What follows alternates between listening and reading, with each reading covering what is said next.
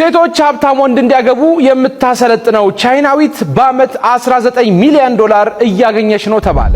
አንድ ሰሞን ኢትዮጵያውያንን አነጋግረው የነበሩ እነኚህ ሁለት ጥንዶች ታርቀው አንድ ላይ ለመሆን ተስማምተዋል። ሀብታሙና ሩሃማ የፍቅራቸው ታሪክ ተስፋ የቆረጥንበት ሀብታሙ አይደለም አካሌን ህይወቴን ልሰጣት ከዚህ በኋላ ከእርሷ ጋር ለመኖር ፈቃደኛና ዝግጁ ሆኛለሁ እያለ ይገኛል። ሩሃማ ሰላም ነው ያገኛልሽ እስኪ ተክልኝ በል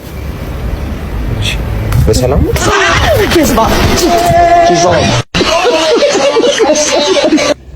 ሰላም የተከበራችሁና የተወደዳችሁ የዚህ ቻናል ቤተሰቦች እንደምን አላችሁ? ዛሬም እንግዲህ እንደተለመደው እናንተን ይመጥናሉ ተብለው የታሰቡ የተመረጡና ወቅታዊ አዳዲስ መረጃ ያላችሁን ቪዲዮዎች ይዤላችሁ መጥቻለሁ። አሪፍ ቆይታ እንደሚኖረንም እርግጠኛ ስለሆንኩኝ ቪዲዮ ላይክ በማድረግ ጀምሩ። የተሰማችሁን ሀሳብ አስተያየት ኮሜንት ላይ ጻፉልኝ። ለዚህ ቻናል አዲስ ናችሁ ደግሞ ሰብስክራይብ በማድረግ ቤተሰብ መሆን ትችላላችሁ። ወደ ቪዲዮ እንደተለመደው ቪዲዮአችንን ከሚያስቁና ከሚያዝናኑ ቆይታዎች እንጀምር። ሰላም ነው ፍቅር ሰላም ነው ያገኛልሽ እስኪ ተክልኝ በል ሰላም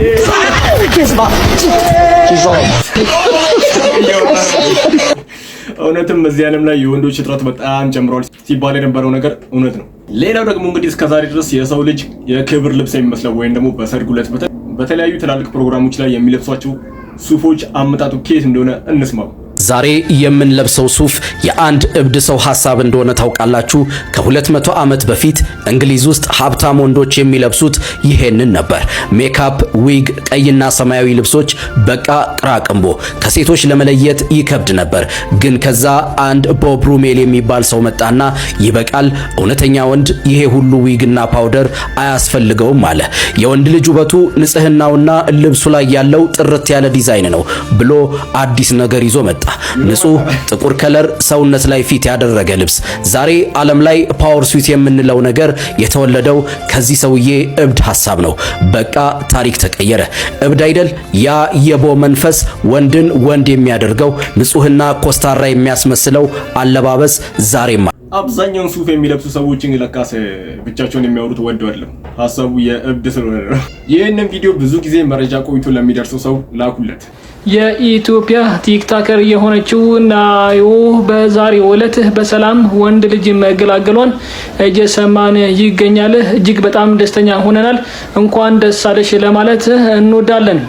የምርህን ነው ግን እንዲህ ሰውዬው ዛሬ ጋር ነው እንደ ከቆመ የነቃው። ይህ ቪዲዮ ደግሞ ሴቶች ሀብታም ወንድ ለማግባት ስልጠና እንደተጀመረላቸው የሚያሳይ ቪዲዮ ነው። የሚገርመው ደግሞ ስልጠናው መጀመሩ ብቻ ሳይሆን ስልጠናውን የሚያሰለጥኑ ግለሰቦች ከፍተኛ ገንዘብ ይከፈላቸዋል። እስኪ እንመልከተው። ሴቶች ሀብታም ወንድ እንዲያገቡ የምታሰለጥነው ቻይናዊት በአመት $19 ሚሊዮን እያገኘች ነው ተባለ። እኔ ወይ ራሷ አሰልጣኛዋን ላግባት ይሄ ያሰብኩት $19 ሚሊዮን የሰራችው እና ይመስለኛል ደግሞ ስልጠና ሊገቡ ሲሉ ብር የሌለው ወንድ ባናት ይተካል ብለው ነው መራቸው እሱ ይመስለኛል። አሁን አንዳንድ ቴክኒኮች ለምሳሌ ዴት ላይ ሆነ ከታክሲ ሰልፍና ከስብሰባ የቱን ትጠላለህ ብለሽ ጠይቂው ትላታለች። ከዛ ሰውየው ማለት ነው። ሰውየው ደግሞ ቀሞኝ ሆኖ እኔ የታክሲ ሰልፍ ካለ መኪና የለውም ማለት ነው። ታጣራለች ማለት ነው። ገብታ ስለዚህ አሁን ሀብታሞች ምንም መልፋት ላይ ቆም ነው ማለት ነው። ሰልጥነው ይመጣሉላችሁ ግን ወዳይ ነው ወይ የሚለውን ደግሞ ትጨነቃለህ እኮ ነው። ሌላ ራስ ገንዘብ ማግኛ ነው የምትለው እሷ። ግን አሁን ምንድነው ችግሩ? ካገባሽ በኋላ ከከሰርስ ማንሻስ አለው ወይ? ማግኛ ብቻ ሳይሆን ማንሻ ይፈልጋል ሰውየው ነገር ቢገጥመውስ። ምክንያቱም ትዳር ትልቅ ተቋም ነው፣ ቤተሰብ ይመሰረትበታል። ያ ቤተሰብ አድጎ ደግሞ ሀገር ይመሰረትበታል። ግን እሷ በዚህኛው መንገድ አትይም፣ በጥቅም ነው። በቢዝነስ የተቋቋመ ትዳር በቢዝነስ ነው የምታየው። እኔ እናቷስ ምን ይላሉ ነው ምን ስለሷ መቼም ሲሰሙ ምን ይላሉ? ሜቢ አሁን እሷ ቀጥላ የወደፊት ጄኔሬሽን ምን እንዲሆን ነው የምትፈልገው? ስታድጉ ምን መሆን ትፈልጋላችሁ ሲባሉ ባለ ትዳር። ስታድጉ ምን መሆን ትፈልጋላችሁ? እኔ ባለ ትዳር። ዛሬ ላይ እናቶች በፍቅር ረጅም የትዳር ጊዜ ያሳለፉበትን ምክንያት ምንድነው? ይሄንን ቪዲዮ እንመልከት። አንተ እዚህ ጥፍርህን ፔዲኪዩር ማኒኪዩር እያልክ ትሽለጠለጣለህ። የድሮ አባቶች ምን እንደሚያደርጉ ከሚስቶቻቸው አንደበት እንስማ። ጎመን ስገነጥሳየና ምን ታረጊ ነው? ጎመን እሺ እንበላለን እና ይልማ ደግሞ ከተረ እንትን እንበላለን። እኔ ይልማ ነው ምሳ ሽሮ ነው የምትበሉት? ሽሮ የለም። እሺ አንዴ ነው እንጂ እንደው ያምረናል። ሲያምራቸው ብቻ አይገርም። አባዬ እንዴት ነበር ግን? ያምረናል። ይቆጣል። ማን? አንቺ። ለምን እንደው አይቆጣሽም? ፍቅሩ መቻል ቆደም ሲሞት እንኳን ስንቱን ተናዞ ነው ምን ያኑ በርዘሽ ነው ያለኝ ራስኪ ተስጥም ይለኝ አሁን ተናግረ ይመስላል መለሻለ ምን አገሬ በሞት ነው ተነብሉኝ እኔም ባገሬ በሞት እና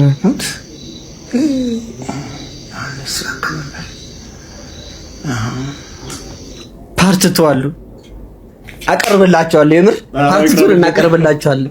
ተመልከት የድሮ እናትና አባት እውነት እስካሁን ድረስ ፍቅሩ ራሱ አይኔ ላይ ያለ አሁን የተናገረኝ ይመስለኛል። ምን አለ ትን ብሎኝ በሞትኩ በዛ ሰዓት ፍቅር እስከ መቃብር ይላችኋል። ይሄ ነው ሽመት ሲያምራቸው ነው የሚበሉት። ታውቃለህ ቅር ያለኝ እሱ ነው። ሽሮ ሲያምራቸው አዎ የቤት ጅንን አያበሻ ወይኔ ወይልማ አንተ አሁን ሽሮ ምን ሲሆን ነው የምትባለው? አሁን እኮ በጭብጥ ነው የቀረን እኮ ግስ ትዝ ይላል። ባለፈው አብዝቼበት ግስላው በነነ ነው የምላችሁ። እንዲህ አናቱን ትንሽ ለጨዋታ እንኳን ግሴ ታሳረገው ዜኒቱን መጠጥ አድርጎ ነው የጨረሰው። ለጋቀቤ ቤተሰብ ጋር ሄደን እንደዚህ ጉልል አድርጌለት ነው ትንሽ መለስ ያለው እንጂ ቡንን ብሏል። እንደውም በግዙለት እስቲ በግዙለት እባካችሁ። እኔ እንደውም ስፖንሰሩን ነው ሌላ ምንም አይደለም። ያራጁን እኔ ከፍላለሁ። የምሬን ነው የምላችሁ። የድሮ እናትና አባቶች የነበራቸው ክብርና ፍቅር እስካሁን ድረስ በስተርጅና የሚነገር ፍቅር ነው። ፍቅር ሲኖር መነጋገር ነው የሚኖረው። አሁን ሴቱም ወንዱም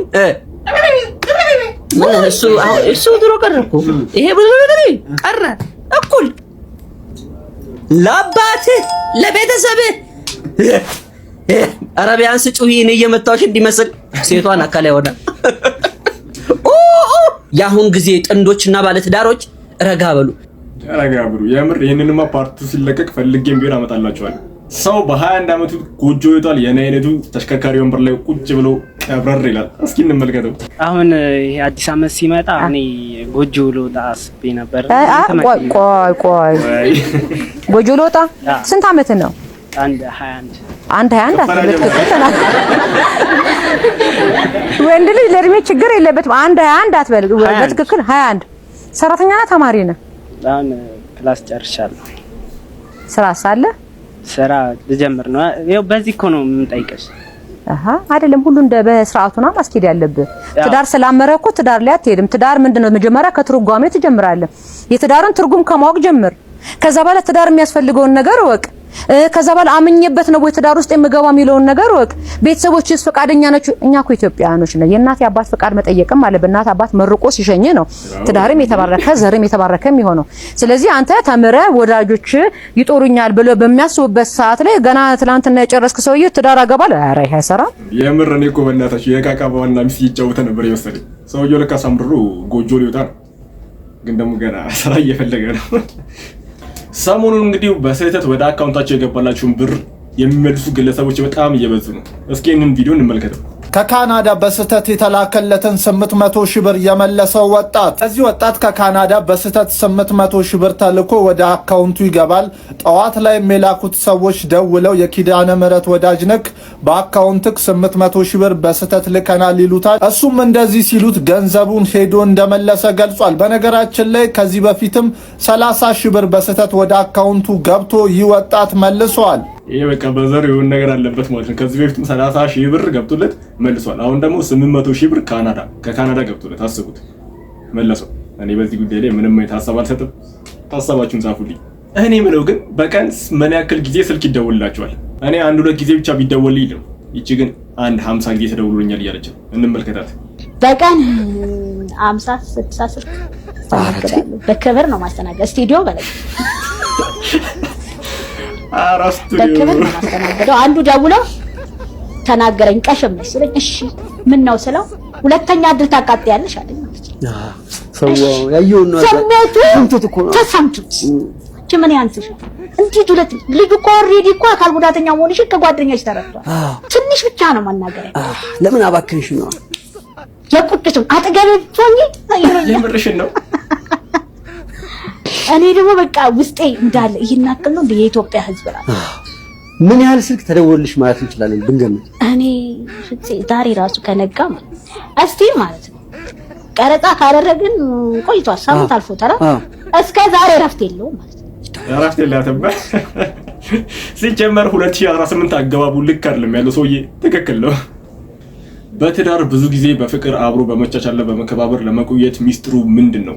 አንድ እናታችን የሚሉ ነገር አለ፣ እንመልከተው። ይሄን ሁሉ አመት በትዳር ጸንቶ ለመኖር ፍቺ እየበዛ ስለሆነ ምንድነው ሚስጥሩ? ትዕግስት ለሰው ልጅ በጣም አስፈላጊ ነው። አንደኛ አብረህ ስትኖር አየሁ አላየሁም ሰማው አልሰማውም ብለህ ነው መኖር ያለብህ። እኩል ተሰማራህ ጥሩ አይደለም። አንዱ ሲሞቅ አንዱ መብረድ፣ እንደዚህ መቻቻልን ደግሞ እግዚአብሔር ይስጠኝ ብሎ መጸለይ ነው። ሁለተኛ ነገር ደግሞ የግድ ደግሞ ችለህ ሳይሆን ሲቀር ደግሞ ጸብ ይከፈታል። ምክንያቱም እዚህ ጋር ያለው ነገር አንተ ትዕግስት አድራጊ ከሆንክ እዛ ጋር ያለው ነገር ደግሞ የግድ ትዕግስት ሊያደርግ ይገባል እና ዞሮ መቻቻል ነው። እንደው መቼም አልተጋጨንም በዚህ ሁሉ አመት አይታሰብም። እንዴት ሆኖ የከፉ ነገሮች ያጋጠሙበት አጋጣሚ? ኧረ በጣም ስንት ነገር አለ። እንደዛ ነገሮች ግን ሲፈጠሩ ሶስተኛ አካል ይመጣል ወይስ እናንተ ሆናችሁ የምትፈቱት? አይ ሶስተኛ አካልም ልጅም ምንም አይገባም። ኧረ ተይ እግዚአብሔር ልጅም አይገባም። ለምን? ለዳኝነት። አይ ልጅ ፊት አይደለም። ኧረ ተይ። አዎ ልጅ ፊት እኮ ብዙ ነገር አታረግም። ምንም ለምን ሳይድ ይይዛሉ። ሳይድ ይይዛሉ። ልጅ ፊት መነጋገር፣ ልጅ ፊት መመላለስ በጣም ነውር ስራ ነው። ያን ነገር በሚስጥር በሲክሬት መያዝ ነው። ቢናገርህም ዝም አድርገህ በኋላ እንዲህ ነው ማለት ነው እንጂ ልጆች ከባዶች ናቸው። ሳይድ ይይዛሉ። ሳይድ መያዝ ደግሞ የራሱ የሆነ ችግር አለው። በጣም ጥሩ አይደለም። ዋናው ትዕግስትን ነው። እኔም ታጋሽ መሆን ያስፈልጋል። በጣም ሆድህ ሰፊ መሆን አለበት። እውነት ነው፣ ሆደ ሰፊ መሆን አለበት። ምክሩን እንግዲህ ሁላችንም እንደምንቀበልም ተስፋ አደርጋለሁ። አንድ ሰሞን ላይ ኢትዮጵያውያንን አነጋግረው የነበሩ እነኚህ ሁለት ጥንዶች ታርቀው አንድ ላይ ለመሆን ተስማምተዋል። ሀብታሙና ሩሃማ የፍቅራቸው ታሪክ ተስፋ የቆረጥንበት ሀብታሙ አይደለም አካሌን ሕይወቴን ልሰጣት ከዚህ በኋላ ከእርሷ ጋር ለመኖር ፈቃደኛና ዝግጁ ሆኛለሁ እያለ ይገኛል። ሩሃማ በእንባ ታጅባ እቺን ቀን በጣም ስጠብቃትና ስጸልይ ነበር እያለች ነው። ታዲያ ይህ ጉዳይ በቅርቡ ይለይለታል። ታዲያ በዚህ ሁላ ውጥንቅጥ ውስጥ ያለፈ ፍቅር ይቀጥላል አይቀጥልም የሚለው የብዙ ኢትዮጵያውያን ጥያቄ ሆኗል። እንጀራ በፓስታ አይበላም። ዮኒ ፓስታ በማንኪያ በላም ነውር ነው። ጣሊያኖች ነውር ነው የሚሉት። እኛ ስንጠቀም ግን እንደሆነ ምን ጠቆሉ ነው ነገሩ ነው። ጠቅሎል ነው ነውር ነው። ጣሊያኖች ቢያዩ እስር ቤት ነበር የሚከብኝ። እንዲሁም ፓስታ በእንጀራ እንጀራ ይሄ እስር ቤት የሚያስገባ ነገር። ጣሊያኖች ቢሰሙ እስር ቤት ነው የሚከቱት። ጭራሽ ነውር ነው። ዮኒ የዛሬ ነው እንደዛ ትበላለህ? ሲያዩት ሽታው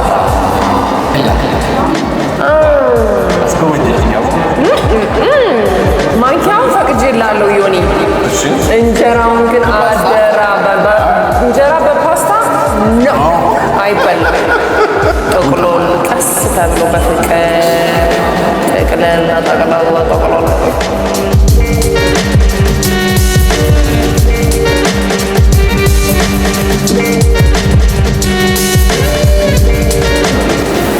ውርድ ብዙ ማላመጥ አያስፈልግም።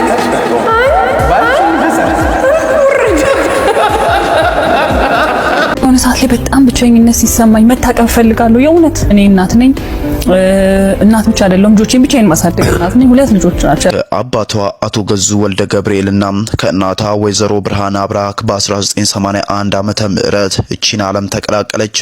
መልከ መልካም ሉላ ገዙ ወደ ዝናው ዓለም የተቀላቀለችው የሚስ ወርልድ ኢትዮጵያ አሸናፊ በመሆን ነው የዝነኞችን ዓለም የተቀላቀለችው። በውድድሩ ጊዜ ሉላ ገዙ የመቀሌ ዩኒቨርሲቲ ተማሪ ነበረች። በዚህም ቁመቷ 1 ሜትር ከ77 ሴንቲሜትር የነበረ ቢሆንም በውድድሩ ወቅት ግን የሉላ ገዙ ተፎካካሪ የነበረችው ኦሮሚያን ወክላ እየተወዳደረች የነበረችው 1 ሜትር ከ90 የምትሆነው ሌንሳ ነበረች። በወቅቱ ሉላ ገዙ አንደኛ በመውጣት 60 ሺህ ብር የሚያወጣ የዳይመንድ ቀለበት ተሸልማለች። በውድድሩ ጊዜ ካሸነፈች በኋላም ባደረገችው ንግግር አሬአያዬ ብላ አመለሰት ሙጬ ላደረገችላት ነገር አመስግናታለች። ሉላ ገዙ ሚስ ወርልድ ኢትዮጵያን ካሸነፉ ጥቂት እንስቶች መካከል አንዷ ለመሆን ችላለች። እነሱም ሳያት ደምሴ፣ አመለሰት ሙጬና ነቢያት መኮንን ተከትላ 4ኛ እንስት በመሆን የሚስ ወርልድ ኢትዮጵያን አሸንፋለች። ሉላ ገዙ ይበልጥ ከኢትዮጵያ ሕዝብ ጋር የተዋወቀችው በሴንሴሽን ኮንዶም ነው። በሞዴልነት አምባሳደርነት በወር ከ500 ሺህ ብር በላይ የተጣራ ገንዘብ እንደምታገኝ ተናግራለች። ሉላ ገዙ በዚህ ስራዋ ዳጎስ ካለ ገንዘብ በተጨማሪም እውቅናን ማግኘት እንደቻለች በተለያዩ ቃለ መጠይቆች ላይ ተናግራለች። ነገር ግን ይህ ስራዋ በቤተሰቦቿ ዘንድ አልተወደደላትም ነበር።